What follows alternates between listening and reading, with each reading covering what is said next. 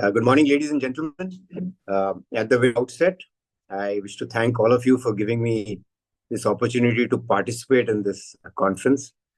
And the topic for our session today is maintaining a free and open Indo-Pacific. So when we speak of Indo-Pacific, the last few years has witnessed, increasing geostrategic focus on the Indo-Pacific. And why not? Because economically, the Indo-Pacific region is about 60% of the world GDP. We have 50% of the world's young. So there's the future in this region. It's the home for several fast-growing economies. And as our Indian External Affairs Minister, Dr. Jaishankar says, and I quote, Indo-Pacific is an integral part of global conversations. And the focus of the world on the Indo-Pacific is pretty evident. In the past 4 odd years, 15 countries and groupings have published their Indo-Pacific policies, strategies, and outlooks. And if you go through these strategies and outlooks, you realize, as far as the understanding of free, open, and prosperous Indo-Pacific goes, nearly all these strategies encapsulate the importance of maintaining a free and open Indo-Pacific, as does India's vision of Sagar. This is a third Sagar, security and growth for all in the region. When I look at our own India's Indo-Pacific articulation, I think that India's got it right as far as the Indo-Pacific articulation is concerned.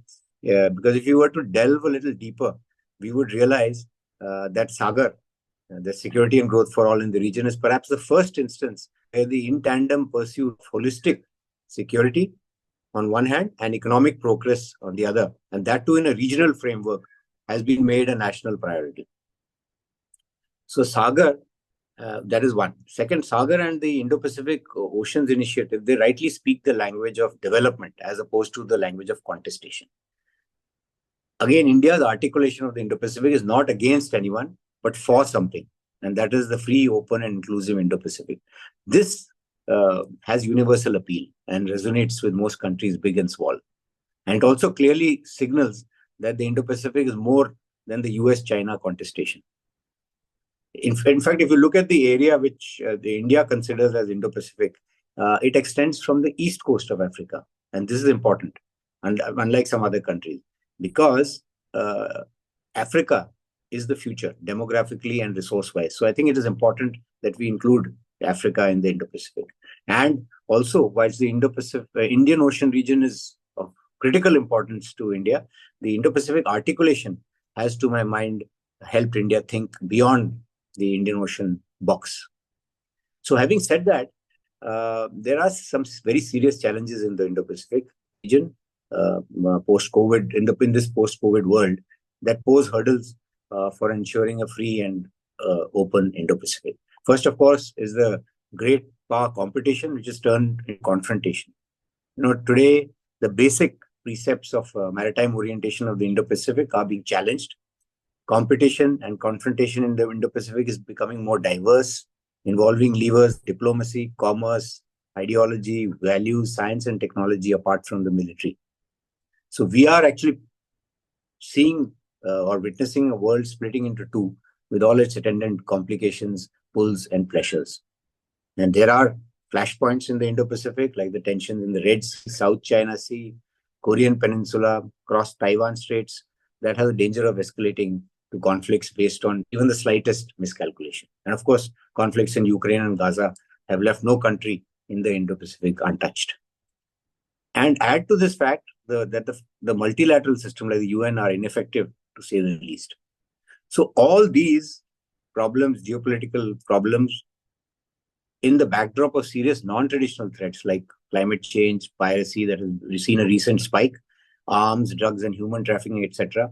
So when you look at all this and you wish to set the scene, or if I wish to set the scene for the Indo-Pacific in the coming years, as a seaman, I see the mercury falling, which means a nasty weather approaching.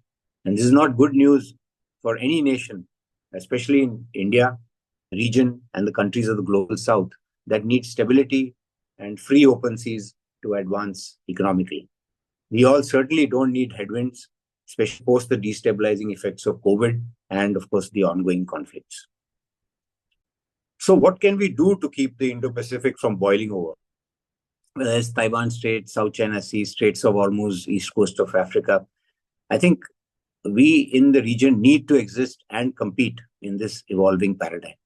And I think the only way is to collaborate, stay close-knit, build regional resilience, build something we call collective maritime competence, and also collectively build a power ballast amongst middle and small nations and nations of the global south to be able to call out any transgressions, even by large powers. And finally, avoid getting sucked into this negative spiral of Cold War mentality that sometimes dispenses with rationality. The good news is that given the predominantly maritime orientation of the Indo-Pacific, there's a natural tendency for nations to engage and collaborate.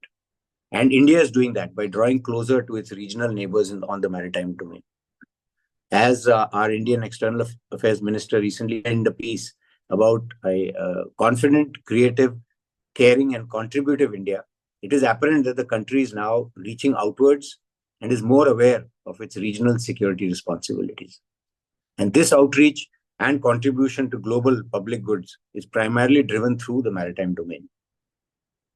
And this is pretty evident, amongst other things, in our Sagar vision, the Act East policy, the quadrilateral security dialogue, and the Indo-Pacific Oceans initiatives.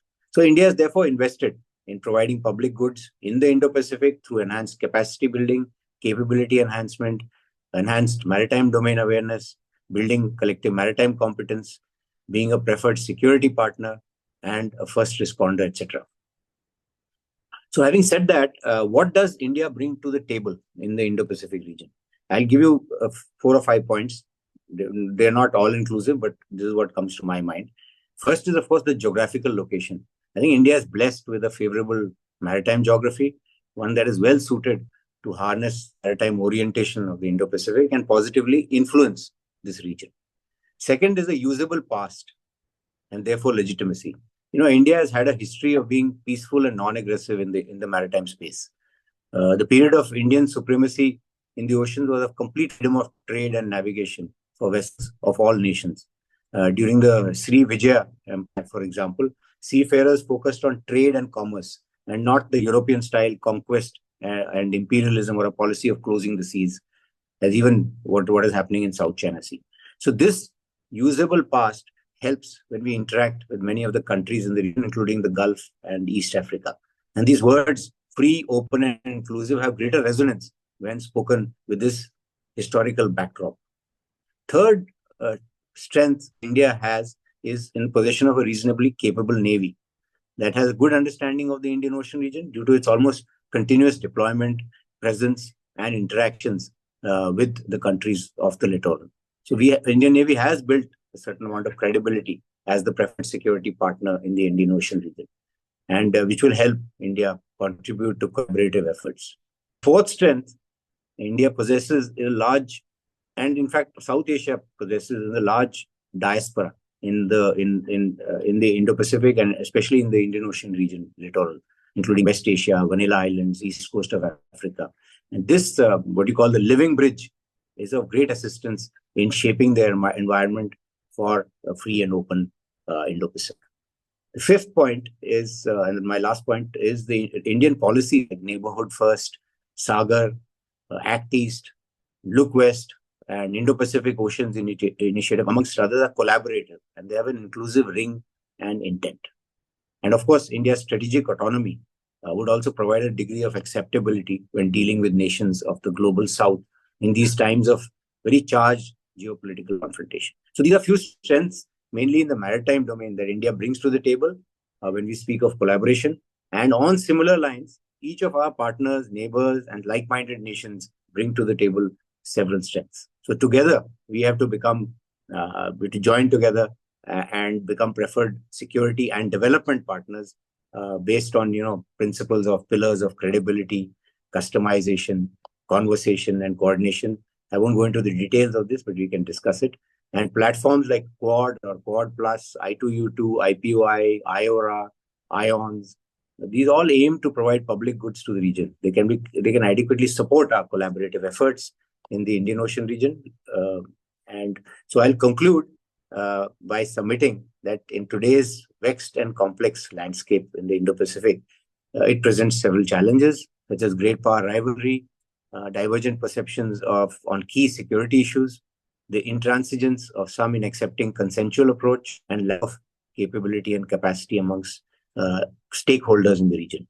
And I think the maritime domain is well suited to overcome these challenges because seas unite, not divide. And considering the wide expanse, complexity, and transnational nature of challenges at sea, we all know that no country can do it alone. So I think the maritime domain could become the medium to lead the Indo-Pacific region and indeed the world out of the present situation through cooperation, communication, collaboration, and connectivity. Connecting trade routes, infrastructure, institutions, and most importantly, peoples and ideas is sure to create an enabling network conducive to promoting peace and prosperity and ensuring free and open seas in these very difficult times. Thank you so much.